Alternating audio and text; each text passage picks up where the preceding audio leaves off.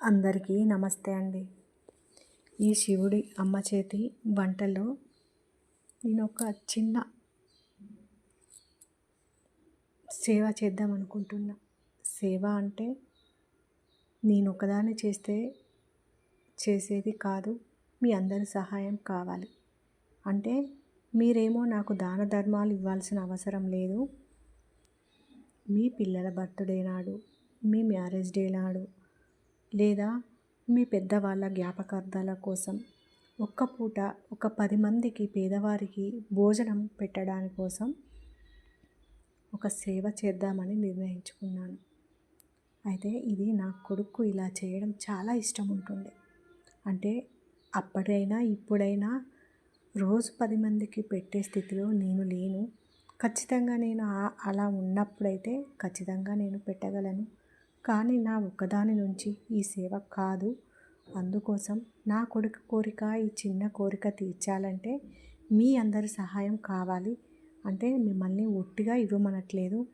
మీ పిల్లల బర్త్డేలకు ఎట్లాగో కేకులు కట్ చేసి 10 మందిని పిలిచి కేక్ కట్ చేసి కారానో కేకో పెట్టేసి పంపించరు.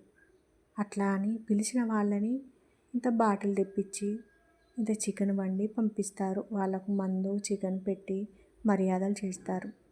ఆ ఒక్కరోజు ఆ ఒక్క కార్యక్రమం మీరు మానుకుంటే 10 మందికి పేదవాళ్ళకి భోజనం పెట్టిన వాళ్ళు అవుతారు. అలా మీరందరూ నాకు సహాయం చేస్తే మనం రోజుకొక 10 మందికి భోజనం పెడతాం. మీ అందరి సహాయం కోరుతున్నాను.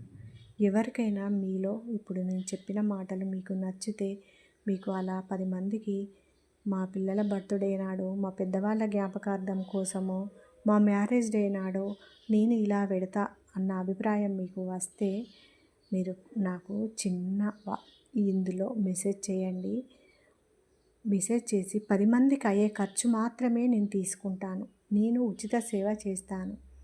నాతో పాటు ఇంకా ఎవరైనా హెల్ప్ కూడా తీసుకుంటాను.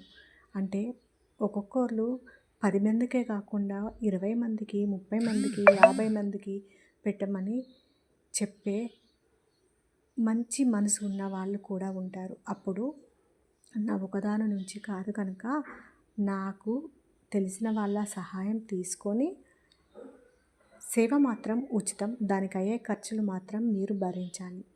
అలా చేద్దామనుకుంటున్నా. మీ అభిప్రాయం చెప్పండి.